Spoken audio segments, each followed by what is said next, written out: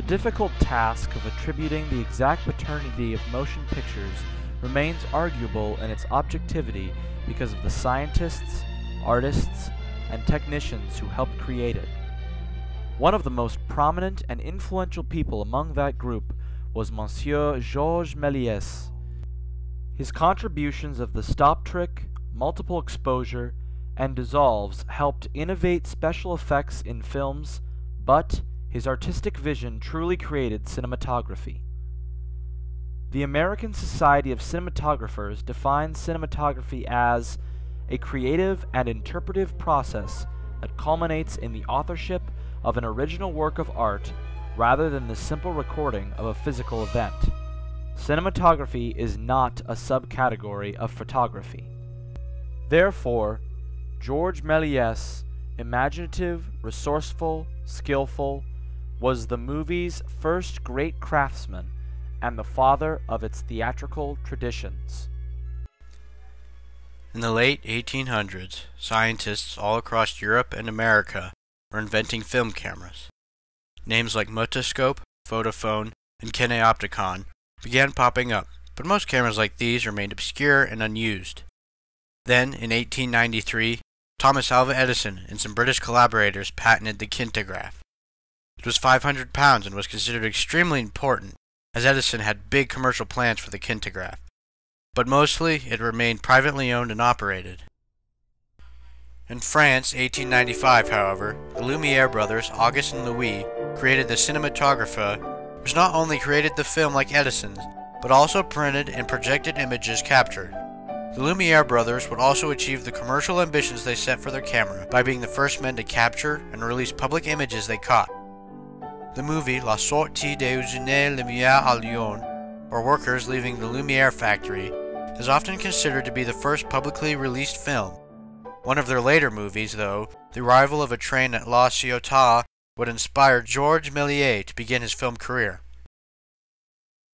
Georges Méliès was born in 1861 to a well-to-do shoemaker. In 1888, he purchased the Theatre Robert Houdin, where he began a long and fruitful career as a magician. Then, after attending a Lumiere Brothers event, he was inspired to go into filmmaking. He attempted to bargain with the Lumiere Brothers for their cinematographer, but in the end, he made his own camera. His first films were simply Lumiere-style documentaries in which Méliès filmed himself doing magic tricks. But his discovery of the stop trick in 1907 would be the start of his career as a storyteller. It took a minute to release the film and get the camera going again. During this minute, the people, buses and vehicles had of course moved. Projecting the film, having joined the break, I suddenly saw a Madeleine Bastille omnibus change into a hearse, and men into women. The trick of substitution, called the trick of stop action, was discovered. These are Georges Méliès' own words about his experience at the Place de l'Opéra, where he first discovered his infamous stop trick. After that point, Méliès used his background as a magician to become the first genuine artist of motion pictures. Le Voyage dans la Lune, or A Trip to the Moon, made in 1902, is Georges Méliès' most well-known film. It was his 400th movie, and its film strip was 825 feet long. The movie displays many of the characteristics of his most innovative films, including the dissolve and the substitution trick, or the stop trick. Here, we see the stop trick used when Barben Fouly, played by Georges Méliès, hits the Selenites with a stick. Each time he hits them, they disappear in a puff of smoke. This was achieved by filming the Selenites as they approached Méliès. Then once Méliès had hit them with a stick, the filming would stop, and all actors would remain still as the Selenite left the shot and smoke was put in their place. The Philadelphia Public Ledger called the stop trick as basic to the future of visual effects as the invention of the wheel was to the industrial development. The artistic vision of a trip is evident, and Méliès' fantastical imagination can be seen in the classic picture of the moon with the rocket in its eye. I set myself to discover new processes and in succession I conceive dissolves from scene to scene effected by a special arrangement in the camera, apparitions, disappearances, metamorphoses obtained by superimposition on black backgrounds, or portions of the screen reserved for decors. This is another quote from George Melies.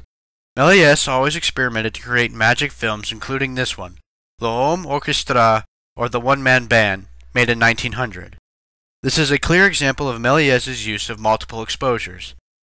This is where strips of film are exposed multiple times to an image being captured so that multiple images are created. Here Melies makes himself appear by filming with one strip several times. This is a fundamental camera effect and often appears in photography as well as films. This movie is no more than a trick film, but it displays Melies' love and enjoyment in the process of cinematography. Filmmaking offers such a variety of pursuits, demands such a quantity of work of all kinds, and claims so sustained an attention that I did not hesitate to proclaim it the most attractive and fascinating of the arts. Finally, George's artistic vision and innovation in special effects were well beyond his contemporaries at his pinnacle. Louis Jacob makes mention of this in his essay, George Méliès, Artificially Arranged Scenes. Méliès had mastered double exposure, masks, stop motion, reverse shooting, fast and slow motion, animation, fades, dissolves. Such effects made American producers sigh with envy. Méliès was technically superior, but he also had greater ambition and drive.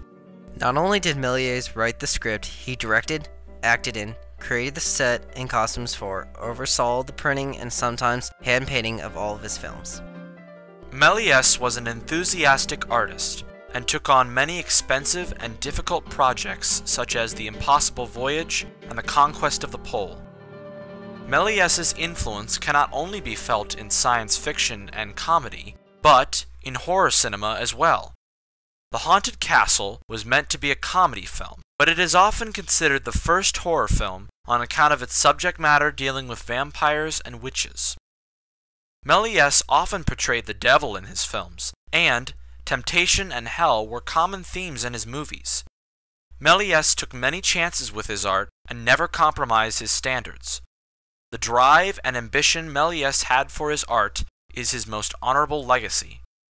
Méliès was a man who created, promoted, and defended his art. Many, including Thomas Edison, often pirated his films, but Méliès set an honest and artistic precedent for films.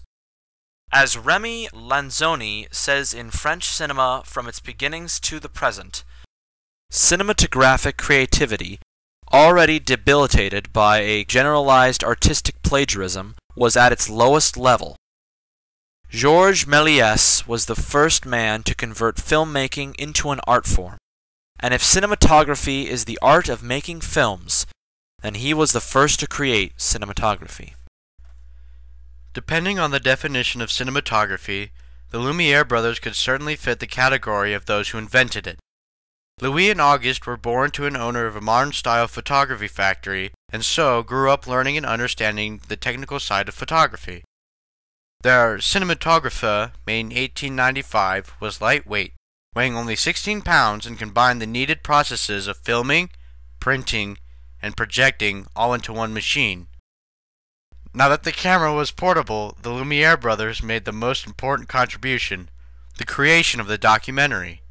Their film, Workers Leaving the Lumiere Factory, was the first film released for mass consumption and public projection. Never before had a mass audience been allowed to see a film. Thomas Edison's previously mentioned kinetograph was conceived to be only for individual viewing, but the Lumiere brothers were the first to make films available on a public scale. Lanzoni says this in French cinema, but generally speaking, December 28, 1895, corresponds to the actual birth date of cinema. It was the evening that the Lumiere brothers presented in their cinematographe to a crowd of curious photographers and inventors in the Salon Indien. Cinematography has to do with the filmmaking, but also a great deal of how it is used. Releasing it to an audience gives the Lumiere brothers the title of inventors because they completed the third process of filmmaking, projecting. A short but final counterpoint is that there is no exact creator of cinematography. Movie making is a group effort and requires the expertise and innovations of many people. Cinematography was created by the contributions of scientists and artists alike.